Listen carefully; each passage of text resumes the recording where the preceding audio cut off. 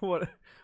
The protest would be actually funny if that's what was happening, right? That Like, would be, when you had this stuff come up, it has been crazy to watch. And I watched a comic shop try to placate people while they were trying to raise money because they had been broken into. But they were talking about how, they were talking about how they were broken into. Somebody had brought professional tools, bored out the locks on their doors, and took their door off. Basically, took their doors off. I was like, "That's not a wow. protest."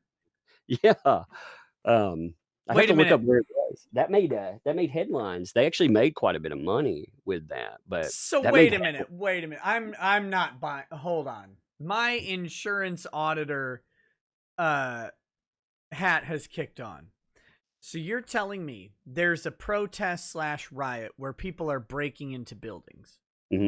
There and were 150 in this town. Like, I'd have to look up the where because there's been so much crazy since then.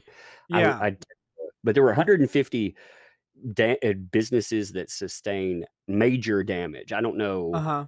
minor damage, but But in that, you had people burglarizing, shit right out in the open. right, and so what they do is they go up to the comic book shop Mhm, and they pull the door off like professionally, and mhm. then they go in and what, like, steal the comic books.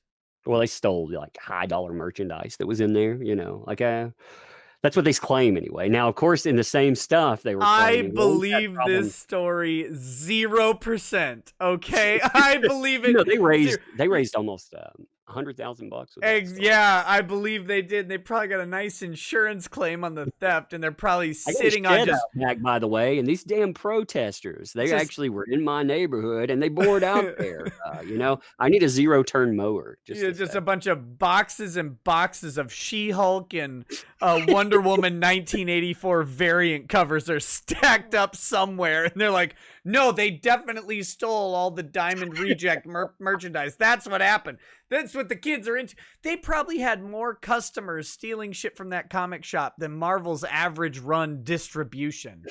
Well, they to be fair, they carried magic cards and other stuff, so maybe people like that better than new comics, I don't know.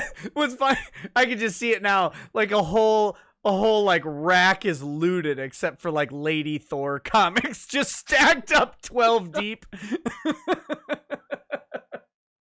I would hate to be a comic shop these days. My comic shop owner, he's had to diversify going into role-playing games. He's tried, pops were the big thing before, but he Yeah. said, 65% of his business comes from other because he can't stay in business otherwise. So, How could you? The only comic shop I've ever been to recently, I tried to talk to him about this and he's like, I don't get anything from Diamond. He does only comic resales. So uh, he buys people's comics and then sells them, or he acquires like uh extra shipments or whatever leftover stuff from various places. But he doesn't deal with Diamond. He doesn't do new comics at all. Unless someone were to bring one in and he would buy it and probably throw it in the dollar bin because it wouldn't be worth anything yet. dollar bin, yeah, like 50 for the dollar bin. There you go. And he has like his dollar bin is, he's got several boxes where it's probably someone comes in with like 15 comics to sell or whatever, and he pays like $12 and gets all of them, and then throws most of them in the dollar bin because he wanted to get the one comic that was worth $10. But yeah, it's I don't know how you would do it these days. I don't, because everything I see coming out, I'm like, this is just boring.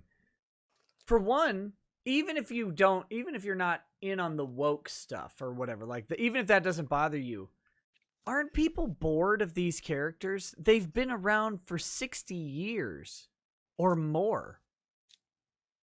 Like, I can't imagine that Spider-Man is still fresh. There are certain, I don't know, some storytellers will pick up something and make it exciting, but the problem is look at the people, look at their mindset out there. How many good storytellers? Even if you find one, they won't stay around that long because they don't pay them. All the Keanu Reeves stuff. I don't know if you've seen all of that with his. He joined up with some people, did a Kickstarter. They made 300 and something $1,000 in a day, and some people were pissed off. Well, they were talking shit about the company behind it. This company pays Inkers like $20. It's Boom Studio, by the way, $20 a page. I mean, shit, how do you live on that? Nobody could do that, man. So you're not going to keep talent. No. No, and that's the Marvel problem, right? Like they cycled in random people that they find doing stuff and they pay them a slave wage. Mm, And then they're like, well, it's your opportunity to work for Marvel. But then they don't. It's like you can draw a couple pages of this major property, and then they let them, without cultivating their creativity in any real way, then they suddenly will like randomly unleash them based on, I don't know. I don't know if it's a drunken dartboard toss as to what green lights like an individual project, but it can't be an editorial decision because they all seem to be catastrophic failures, right? Like the new stuff that comes out that is not just a new run of Daredevil or whatever, but a genuinely new property. It's like, what? No thought went into this, and the person you have doing this is an absolute moron. So I don't know what process it is, but I think that the way the comic book industry has been treating their creative staff is borderline criminal. I think they're throwing them to the wolves, mm. and all of their successes seem to be based on these old properties just being the old properties. But once they go on their own, they try to make something new. They just can't do it. But maybe I'm crazy. I don't know. I don't know. I still buy comics every now and then because I'm interested, and they're tax write off. Let's be honest. I wouldn't buy them otherwise. But yeah, it's some of it's a habit too. Like there are estimated 30 to 50,000 comic consumers. That's it in the entire world that are keeping that market afloat. And I don't know that they're keeping that market afloat. yeah, well, you as a taxpayer kept it afloat. The Right. PPP loans that were given out, IDW that lost in 3 years, the equity $50 million for a company. They've lost 70 something $1 million in 3 years. You gave them $3 million as a taxpayer. You'll never see it back because they put 60+% of probably at 60% into payroll. So it was forgiven. You kept them afloat, and they still couldn't be profitable even with your $3 million. No, they're a disaster. So I owe a song in Lemoyne's voice to Lost Bullets. And then I think we should talk about Johnny Depp, all right. and if that's okay with you. Yeah, it's good. Did you have any closing thoughts on your severe life of internet crime?